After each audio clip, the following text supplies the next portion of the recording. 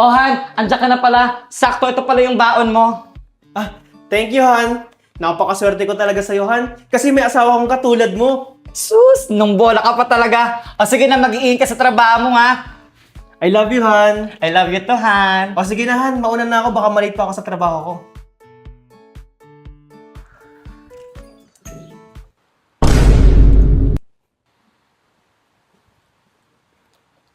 Alam mo, Valerie, sobrang perfect couple kayo. Ah, ikaw pala yan, Marites. Maganda ka, pogi si Marco. Sobrang faithful ng relasyon nyo. Kaso nga lang, hindi pa kayo nagkakaanak. Ano plano nyo sa buhay? Ano ka ba, Mare? Darating din yun sa amin. Yun nga lang, di ko alam kung kailan. Di ko ba alam kung kailan kami magkakaanak? Gustong-gusto na nga namin eh.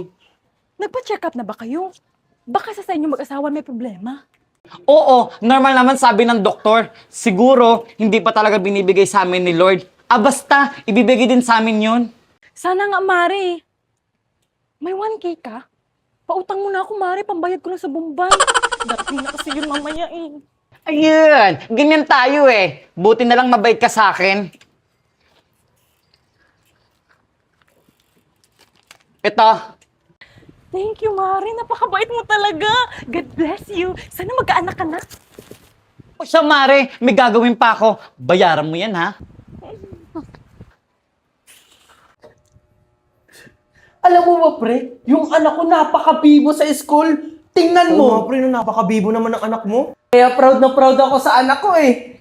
Ikaw, pre, kailan ka gagawa? Ang hina-hina mo naman. Di ko nga alam, pre. Lahat ginawa na namin ng asawa ko pero hindi pa rin siya mabuntis.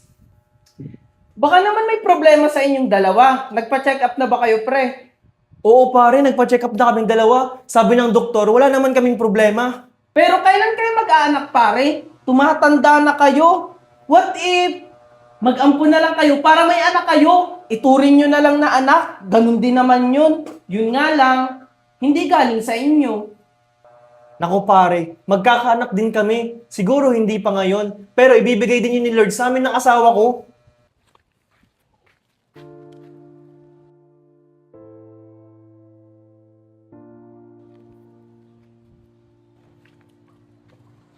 Si Maring Valerie yun ah. O Mare, ba't ka nakatulala? Ah, kaya pala. Ah, ikaw pala yan, Mare. Naiinggit ka no? Naku Mare, what if mag-ampun ka kaya? Ano ka ba, Mare? Magkakaanak din kami. Siguro hindi pa binibigay ni Lord ngayon. Eh paano nga kung hindi? 'Di ba? Kung mag-aampun kayo, magiging ganyan din kayo. Hindi ka na maiinggit. Mare, gusto nga namin mag-asawa galing mismo sa akin. Ilang taon na nga kayong sumusubok, hindi pa rin kayo nagkakaanak. Kung ako sa inyo, mag-ampun na lang kayo. May alam akong orphanage. Ay naku, Mare, wag na natin pag-usapan yan. O sige na, magsiuwian na tayo nang makapagluto na ako.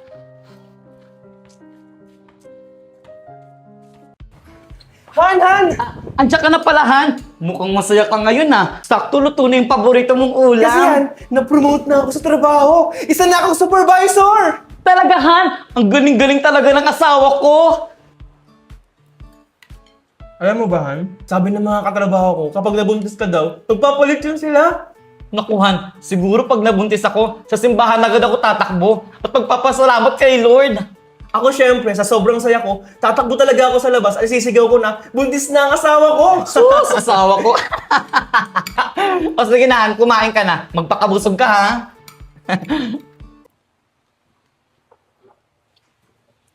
Han, O, ano yun, Han?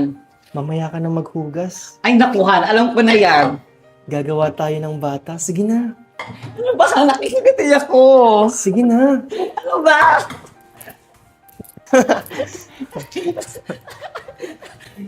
Sige na, Han. Han, maaga pa, oh.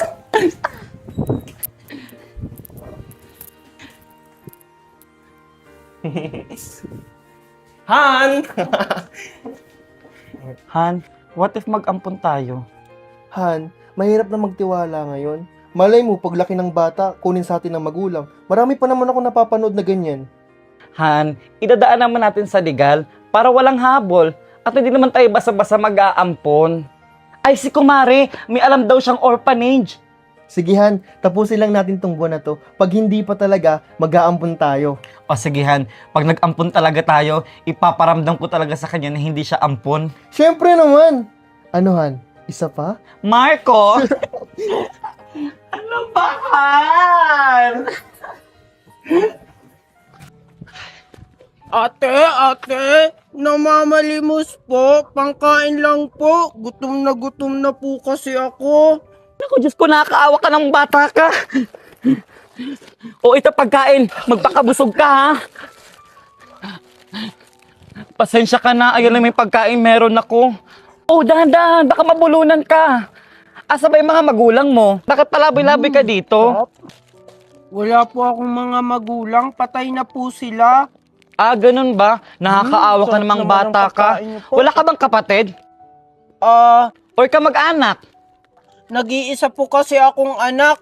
Tapos yung mga kamag-anak ko naman po ayaw sa akin. Sinasaktan po ako at pinapalayas. Kaawa-awa ka namang bata ka. O sige na, uuwi na ako ha.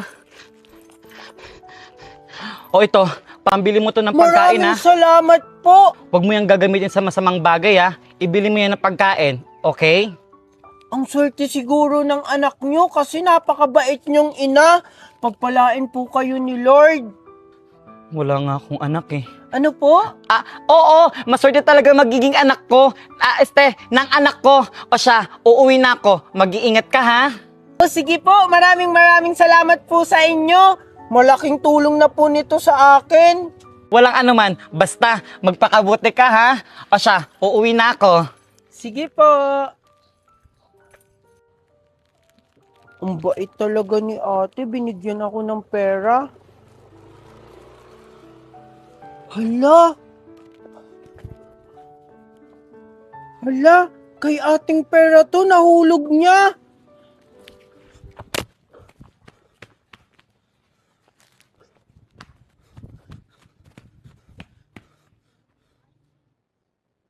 Toy, wala akong barya. Umalis ka na. Hindi po ako namamalimos. Magtatanong lang po ako kung may nakita po kayong babae na maputi po, tapos nakaduster po yung kanyang suot, tapos maigsi po yung buhok na medyo kulot. Naku, parang kilala ko yung tinutukoy mo ah. Si Miss Valerie ba yan? Bakit anong kailangan mo sa kanya? Hindi ko siya kilala eh. Gusto ko lang ibalik itong pera niya. Nahulog niya po kasi.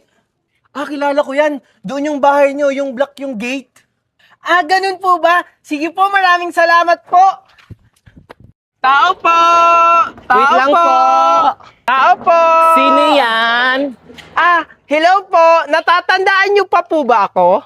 Oo naman, ikaw yung bata na limos sa akin. Ano kailangan mo? Ba't alam mo yung bahay ko? Ganito po kasi yan. Kilala ko yan. Doon yung bahay nyo, yung block yung gate. Ganun po ba? Sige po, maraming salamat po. Kaya nalaman ko po yung bahay nyo. Andito po ako para isauli ko po ito. Maraming salamat sa iyo. Napaka-honest mong bata. Buti na lang nakita mo. Walang anuman po. Dapat ko lang pong isauli sa inyo yan. Kasi hindi naman po sa akin yan. Masama pong mang-angkin ang hindi sa'yo. Napakabait mo talagang bata ka. Gusto mo pasok ka muna dito sa bahay namin? Kain ka muna. May pagkain dito. Hala, nakakahiya po. Naku, huwag ka nang mahiya. Tara, pasok ka. Han, eto pala yung batang sinasabi ko sa'yo na nanlimos sa akin. Siya ba yung kumakatok? Oo, Han. Paano yun nalaman yung bahay natin? Isinakulan niya itong pera. Hinabol niya ako. Di niya ako naabutan. Buti na lang yung pinagtanungan niya, kilala ako. Ayun, itinuro niya. Wow, ang bait mo namang bata. Maraming salamat sa'yo ah. Han, pakainin mo na. Mukhang nagugutom na siya. Oo, Han. Kaya nga isinama ko siya dito. Naku, nakakahiya naman po. Busog pa naman po ako sa binigay niyang pagkain kanina. Nako, tinapay lang yun. Alam kong gutom ka pa. Umupo ka dito para makakain ka. Maraming salamat po talaga sa inyo. Ito na yung pagkain mo. Wow! Ang sarap naman nito. Maraming salamat po sa inyo. Ang pahal. Pahal. Dahan-dahan lang, baka mabulunan ka. Oo nga pala. Ano pangalan mo? Ako po si Junjun. Ako pala si Valerie. Ito pala yung asawa ko, si Marco. Bagay na bagay po yung name nyo. Magaganda at pogi. Sus na bata ka? Nambola ka pa? Sige na, kumain ka na dyan. Hala, totoo po. Asan po pala yung anak nyo?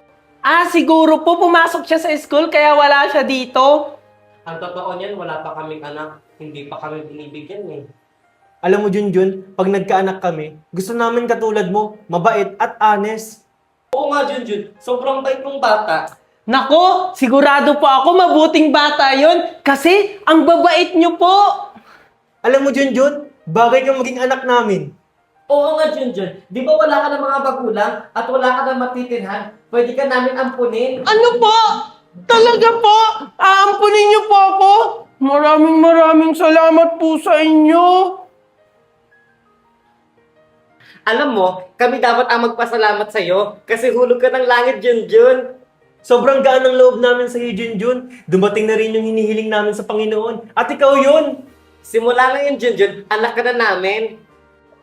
Maraming salamat po sa inyo. Magkakaroon po ulit ako ng mga magulang. Siya, Junjun, anak, maligo ka na para mas lalo kang pumogi.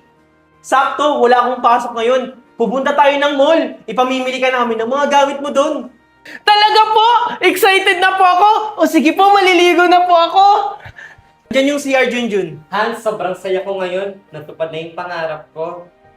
Hindi ko akalain, Han, nabibigyan tayo ng ganitong biyaya. Sobrang saya ko. Maraming salamat po sa inyo.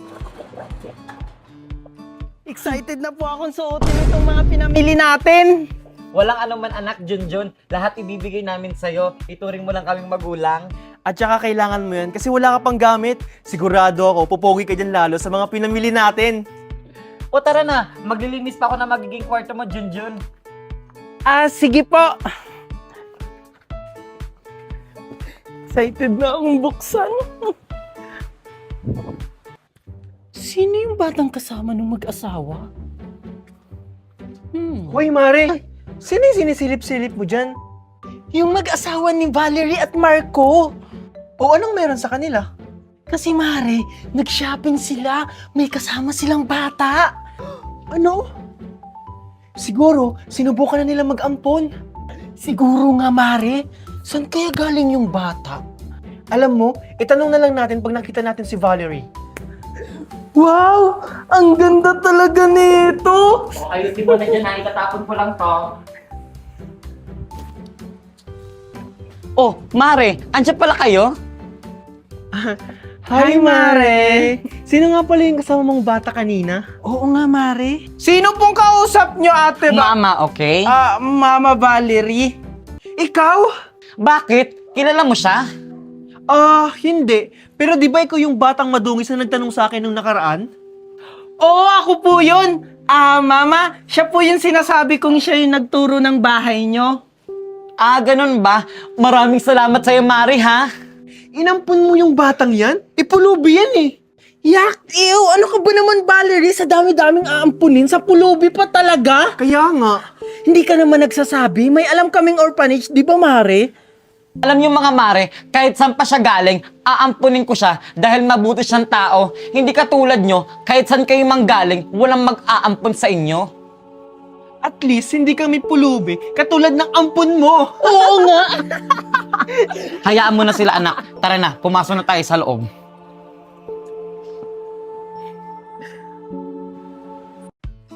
Ito na yung kwarto mo, anak, Junjun. Wow! Ang ganda naman po ng kwarto ko, Mama Valerie. Salamat po! Simula mamaya, diyan ka na matutulog, ha? Opo, Mama. Sige na, i-enjoy muna yung kwarto mo at magluluto muna ako doon, ha? Sige po. Sige. Sigurado ako, Marco, matutuwa si Junjun kapag nalaman niya na papasok na siya sa eskwelahan. Sigurado yan, matutuwa yung anak mo. Good morning, Mama at Papa! Good Good morning, anak! Buti naman gising ka na. Wait lang, pagtitimplang muna kita ng gatas mo. Thank you po, Mami! Kamusta yung tulog mo? Mahimbing ba? Opo, Papa. Sobrang sarap ng tulog ko. O anak, ito pa rin gatas mo. Thank you po, Mama. Oo nga pala, may surprise kami ng papa mo. Ano po yun? Sigurado ako, matutuwa ka, Junjun. O ito anak, Junjun. Ano po to, Mama? Buksan mo na lang para malaman mo. Wow! Uniform! Mama, Papa, papasok na po ako ng eskwelahan? Oo anak. Talaga po! Yes! Thank you po, Mama! Thank you po, Papa! Pasok ka na sa school ha, mag-aaral ka na mabuti. Siyempre naman po, Mama! Sisikapin ko po sa school para maging first honor ako! Yan yung gusto ko sa anak ko. Sus! Basta ako, mag-aral ka lang ng mabuti, masaya na ako. O sige na, Han. Junjun, aalis na ako. Papasok na ako sa work ko. Mag-ingat ka Han ha. Mag-iingat ka po, Papa! Ayan, sige. Ang galing sumayaw! Hi, bata. Di ba ikaw yung ampun ni Maring Valerie? Oo po. Anong pangalan mo nga? Junjun po. Junjun. Pangalan pa lang, pulubi na. Ano po, may sinasabi po kayo? Oo. Ang ganda naman ng pangalan mo. Bagay sa'yo. Salamat po! Siguro ginayuma mo si Maring Valerie, kaya kanya inampon. Ano po yung gayuma? Wala. Gawain kasi yun ng mga pulubi para ampunin sila. Di ko naman po yung ginawa kay Mama Valerie. Junjun. Mama? Mare, ikaw pala yan?